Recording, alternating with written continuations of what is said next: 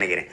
ஆவுன்னா இந்த இப்ப பேசிருக்காங்கல்ல பிஜேபி தங்கச்சி கேட்டுக்க, பிஜேபி வந்துடும், பிஜேபி வந்துடும், சிமான் போட்டினா பிஜேபி வந்துடும், பிஜேபி வந்துடும். டேய் நீ அது வருது, அதை நாங்க நீ யாரு முதல்ல இன்னைக்கு சிஎம் சொல்றாரு திமுகவை தவிர யாருக்கு வாக்களித்தாலும் பிஜேபி தான் வரும்.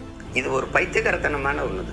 பாஜக ஒரு தீமை, இன்னொரு தீமைக்கு ஓட்டு போடுங்க நான் எதுக்குறேன்னு சொல்றது எப்படி?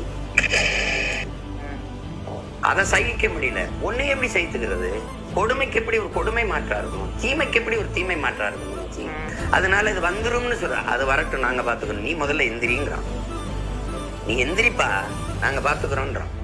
பிஜேபி வரக்கூடாது, பிஜேபி வந்துரும், காங்கிரஸ் வரலாமா அப்படிங்கிற கேள்விக்கு பதில் இருக்க. காங்கிரஸையும் ஒழிக்கணும்னு நான் நினைக்கிறேன். நீ ஏன் பிஜேபி எதிர்க்கிற? அதை விட கொடுமையானவன் காங்கிரஸ். இந்த காங்கிரஸ் இவன் 10 ஆண்டு கால ஆட்சியில ஊழல் லஞ்சமற்ற ஒழுங்கு ஒழுக்கமா நேர்மையான ஆட்சியை கொடுத்திருந்தா பிஜேபியின் தேவை இந்த நிலத்துல உருவாயிருக்காதுல்ல.